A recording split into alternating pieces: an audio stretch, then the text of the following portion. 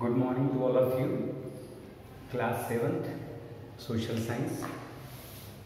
In our previous webinar, हमारे पिछले webinar में हमने सबसे इम्पोर्टेंट पार्ट ये पढ़ा था और चेंजिंग अर्थ, हमारी बदलती पृथ्वी। सबसे पहले हमने पढ़ा था कि there are plates, different plates, inner part of the earth के नीचे अलग अलग प्लेट्स हैं। अगर आप ध्यान से देखें तो यूरोप और ऑस्ट्रेलिया, इसके नीचे जो प्लेट है, और इंडिया के नीचे जो प्लेट है कहलाती है यूरेशियन प्लेट और इंडो ऑस्ट्रेलियन प्लेट। मतलब इतनी दूर तक नीचे से जुड़ी हुई है और कहीं ना कहीं आपस में टकराते हुए अपना मूवमेंट कंटिन्यू रखती है। So there are two types of forces, endogenic, exogenic. Endogenic forces inside, beneath of the earth के नीचे जो फोर्स लगते हैं, जैसे आपने देखा ना अर्थक्वेक, सडन चेंजेस जो होते हैं, अर्थक्वेक है, वॉल्केनो है और लैंडस्लाइड है। और जो डायस्ट्रोफिस होता है ऊपर जो हमको दिखता है, जैसे धीरे धीरे धीरे डिफॉर्मेशन हो रहा है, कहीं ना कहीं डिफॉर्मेशन हो रहा है, रुक रही है सारी चीज़ें जाके और धीरे धीरे माउंटेन का रूप ले लिया, ये हो गया। इसी प्रकार से हमने एंडोजेनिक, एक्सोजेनिक देखा। एक्सोजेनिक में सबसे इंपॉर्टेंट होता है इरोजन, धीरे धीरे धीरे धीरे soil, upper layer of the earth, crust को क्या बोलते हैं, अपर लेयर ऑफ अर्थ। इससे जो मिट्टी है, जो सॉइल है, वो धीरे धीरे धीरे कहीं और जाके जमा होती है। उसके जाने का कारण पानी हो सकता है, हवा हो सकता है, क्रेक्स हो सकते हैं, टेम्परेचर चेंजेस हो सकता है, धीरे धीरे, that is called erosion. Erosion का मतलब बड़ा सिंपल है कि मिट्टी का एक स्थान से दूसरे स्थान पे जमा होना, एक जगह से जा रही है और एक जगह जमा हो रही है, डिपोजिशन ऑफ सॉइल। फिर yesterday we have started volcano. Volcano को हमने पढ़ लिया था, है ना। वेंट क्या होता है, जो मुंह होता है उसको वेंट बोलते हैं। देन फिशर, जहाँ से क्रेक्स में से यदि लावा निकलता है। अब there are 3 types of volcano, 3 प्रकार के वोल्केनो। पहला active volcano. Active volcano means you can see by your own eyes, अभी आप देख सकते हो उस वोल्केनो को। इंडिया में only 1 active volcano is there है, इंडिया में लोग देखने जाते हैं इसको। वो है अंडमान एंड निकोबार में बैरन आइलैंड के नाम से। क्या नाम है? बैरन आइलैंड। ये वो आइलैंड है जहां से लगभग उस आइलैंड में आप दूर से देख सकते हैं कि एक माउंटेन में से कंटिन्यू लावा निकल रहा है। कभी धीरे धीरे निकलता है, कभी अचानक फूट पड़ता है वो, फिर कभी धीरे निकलता है। इस means active volcano in India only 1, that is Barren Island, Andaman and Nicobar. उसके आसपास के एरिया में लगभग 400-300 का जो एरिया है किलोमीटर का, वो बैन करता है। केवल इसको दूर से देख सकते हैं, काफ़ी दूर से दिखता है, उसकी राख हवा में उड़ती हुई दिखती है। So that is active volcano. Second active volcano जो सबसे इंपॉर्टेंट, आपने अगर देखा अक्सर न्यूज में आता है, इंडोनेशिया। इंडोनेशिया में 2 एक्टिव वोल्केनो हैं जो आए दिन, हर 2-4 दिन में एक बार उनके अंदर विस्फोट होता है, उसके अंदर से राख निकलती है। तो पहला जो है वो है मेरठ, MERUT, मेरठ। मेरठ वहाँ एक जगह वहाँ। और दूसरा है माउंट मेरापी, माउंट मेरापी। सो पहला Meerut and second Mount Merapi in Indonesia. They have an active volcano. वो volcano active है। दूसरे टाइप का volcano आता है dormant. Dormant means can be explosive. Can be explosive. कभी भी फट सकता है, टाइम नहीं बता सकते। That can be explosive. Chances are there. हो सकता है 10 साल लग जाए, हो सकता है 100 साल लग जाए, हो सकता है 2 दिन में आ जाए, but there is a chances of that type of volcano is known as active volcano, sorry dormant volcano. Third extinct. अगर आप ध्यान से देखें तो एक्सटिंक्ट का जो मीनिंग होता है वो होता है जिसका अस्तित्व खत्म हो गया, एक्सटिंक्ट, खत्म। ठीक है, जो वोल्केनो एक बार फूट गया ना, वोल्केनो इरप्ट हो गया, वोल्केनिक इरप्शन निकल गया बाहर, अब वहाँ कोई चांसेस नहीं है दैट। अगर आप देखें डेक्कन एरिया जो है इंडिया का, है ना, हैदराबाद और तमिलनाडु वाला जो निचला इलाका, Hyderabad, Andhra Pradesh, that area is known as Deccan trap. कहते हैं लगभग 4-4.5 लाख साल पहले यहाँ पर वोल्केनिक इरप्शन हुआ था। वोल्केनिक इरप्शन होने की वजह से वहाँ की मिट्टी काली है, black soil is there and iron contains iron. तो आयरन होने की वजह से जब वो हवा में टच होती है तो हल्की सी रेडिश हो जाती है। तो आप कह सकते हैं that volcano is extinct. Geologist कहते हैं अब यहाँ कोई वोल्केनो नहीं आएगा। So 3 types of volcano, active volcano, dormant volcano and extinct volcano. Now on page number 19 it is given that last paragraph, the extinct volcanoes have not erupted in known as historical period, है ना, कभी पहले हुए होंगे, अब उनके chances नहीं है। Now we will talk about the most important area of volcanic eruption। किस एरिया में ज़्यादा वॉल्केनिक इरप्शन होता है? तो अगर हम ध्यान से देखें तो एक Pacific Ocean belt, Pacific Ocean, प्रशांत महासागर। A great number of world's active volcanoes are found in a circular belt around the Pacific belt। Pacific belt और पैसिफिक ओशियन, जिसको कहते हैं पैसिफिक बेल्ट और Pacific ring of fire, Pacific ring of fire, Pacific ring of fire. It means ये वो area है प्रशांत महासागर का, उसके आसपास का जो बेल्ट, अगर आप फिगर में देखेंगे तो आपको दिख जाएगा, डार्क ब्राउन कलर से दिया हुआ है। देयर इज ए चांसेस इस एरिया में वोल्केनिक इरप्शन के चांसेस ज़्यादा हैं, या यहाँ पर एक्टिव वोल्केनो ज़्यादा पाया जाता है। दूसरा है मिड कॉन्टिनेंट बेल्ट, और जिसको कहते हैं mid world mountain. That belt runs along the middle of Europe and Asia, middle of Europe and Asia. अगर आप वर्ल्ड का मैप देखें तो ये जो यूरोप है और ये एशिया है, ये इंडिया, यूरोप और एशिया के बीच में एल्प्स माउंटेन है। मतलब यूरोप और एशिया लैंड से जुड़े हुए हैं।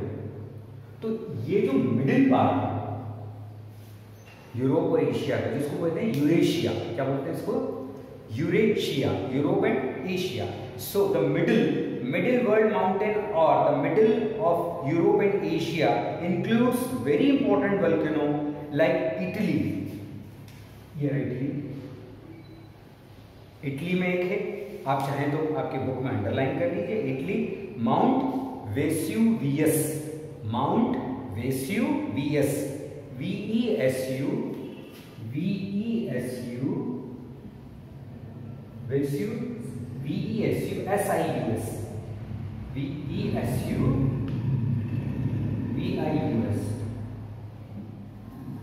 वेसुवियस, मैं हिंदी में भी लिख देता हूं आपको, Vesuvius,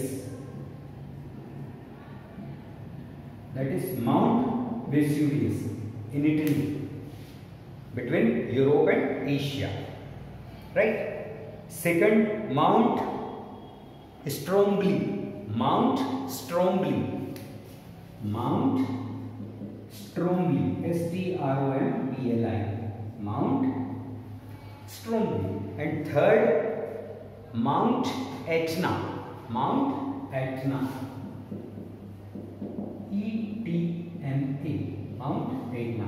So Mount Vesuvius, Mount Stromboli and Mount Etna are the best example near the middle part of Europe and Asia.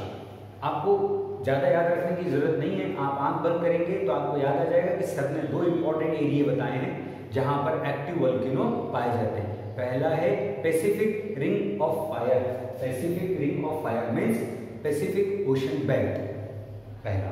दूसरा, between Europe and Asia, middle part of Europe and Asia. Few examples of in Italy, अभी आपने सुना होगा ना, Italy में सबसे ज़्यादा corona का इफेक्ट हुआ है।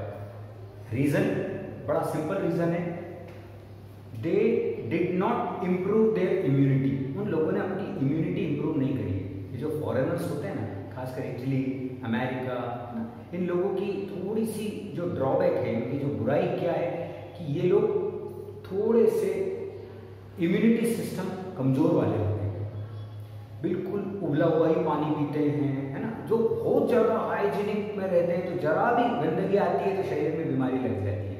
तो हम इटली से याद रखेंगे, Italy, Vesuvius, mount Vesuvius one example, Stromboli second example, and mount Etna three example. So पहला area Pacific ring of fire, दूसरा area between the middle part of Europe and Asia. Now very simple, we will go to the earthquake.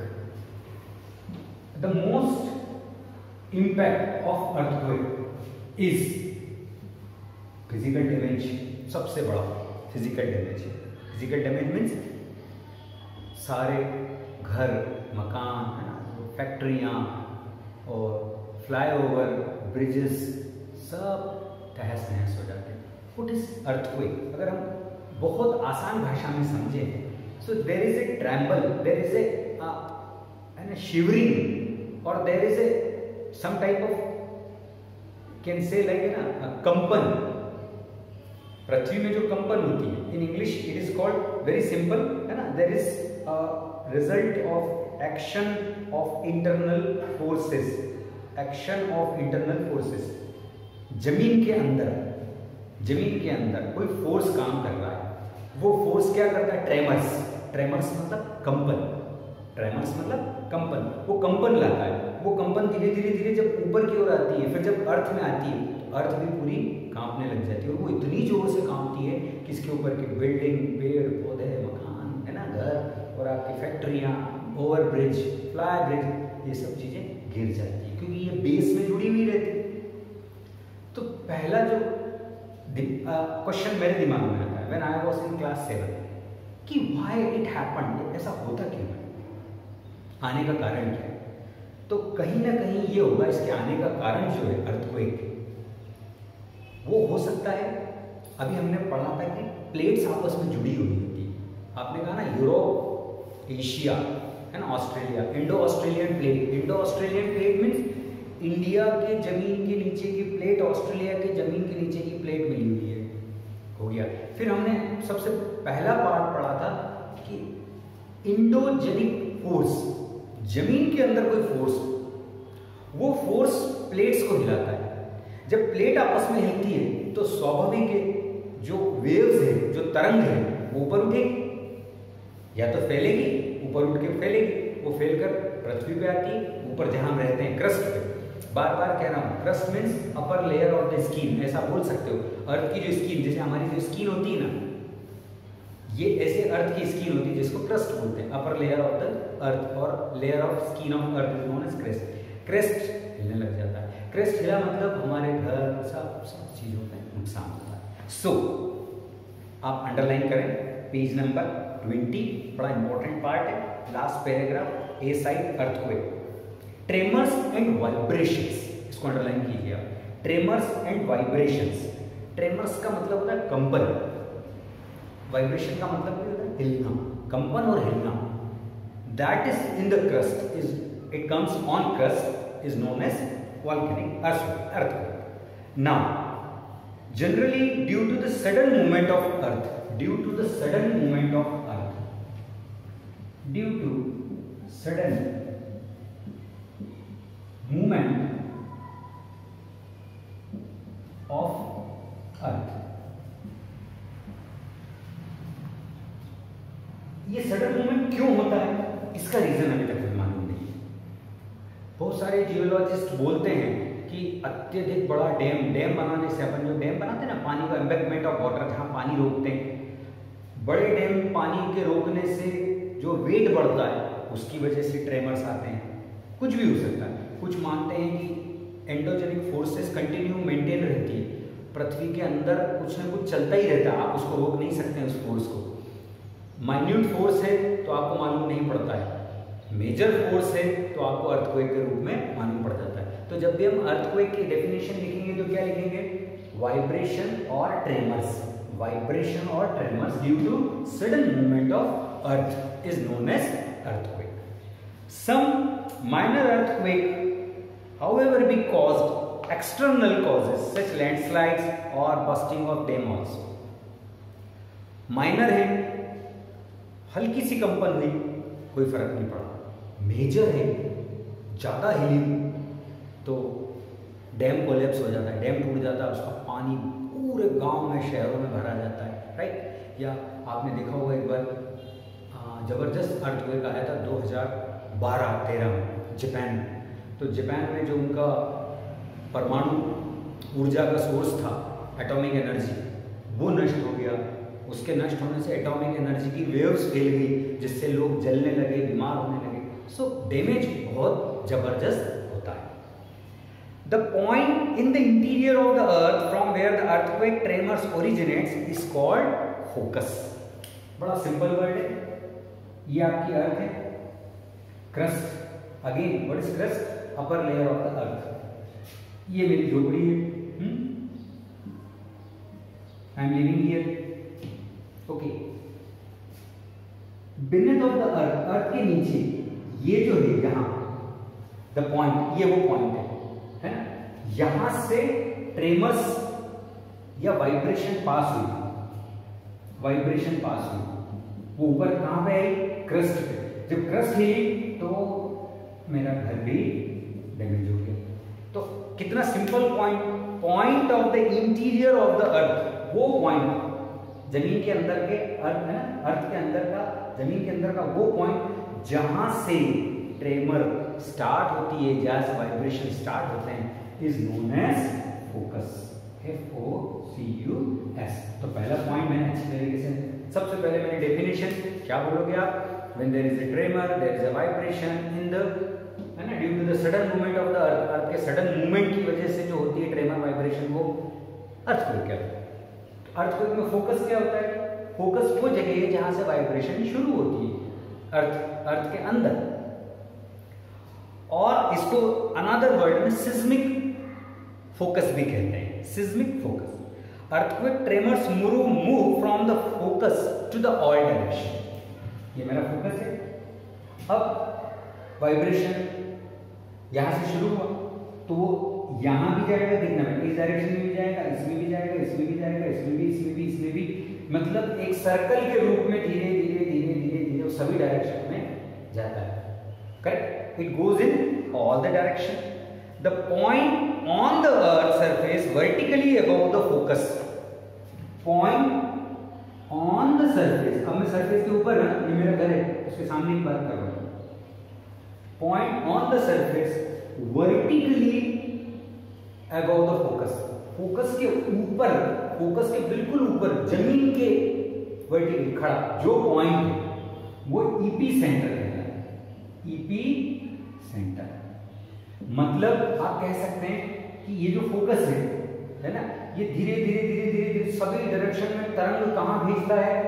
पृथ्वी के ऊपर, इस point पर। और यहां से फिर पृथ्वी हिलना सब दूर शुरू हो जाती है, सारे डायरेक्शन में। तो पृथ्वी के ऊपर जो पॉइंट है वो ईपी सेंटर, और जो जस्ट नीचे उसके जो पॉइंट है वो focus. At this point the earthquake is felt first of all. इस पॉइंट पे मुझे सबसे पहले अर्थक्वेक का आभास या एहसास होता है। फिर यहां से अर्थक्वेक धीरे धीरे धीरे धीरे धीरे वो ट्रेमर्स बढ़ते बढ़ते बढ़ते बढ़ते बढ़ते आसपास के शहरों में, गांव में, राज्य में, कंट्रीज में चली जाती है। मैं आपको एक एग्जांपल देता हूं, आपको विकिपीडिया में पढ़ने में दिखेगा। 26 जनवरी 2001 को जो भुज सेंटर था गुजरात, वहां से जो अर्थक्वेक आया था, उस अर्थक्वेक ने पाकिस्तान, यहां पर राजस्थान, मध्य प्रदेश, अप टू श्रीलंका, वहां तक ट्रेमर महसूस हुए थे। मतलब ईपी सेंटर था भुज गुजरात, इंपैक्ट हुआ श्रीलंका में, west to south. This is called a tremors from epicentre. Epicentre पहला पॉइंट होता है जहां पर जमीन के ऊपर, जहां हम महसूस करते हैं। इट कम्स फर्स्ट, तो फिर यहां से वो सारी डायरेक्शन में आगे बढ़ता है। Thank you.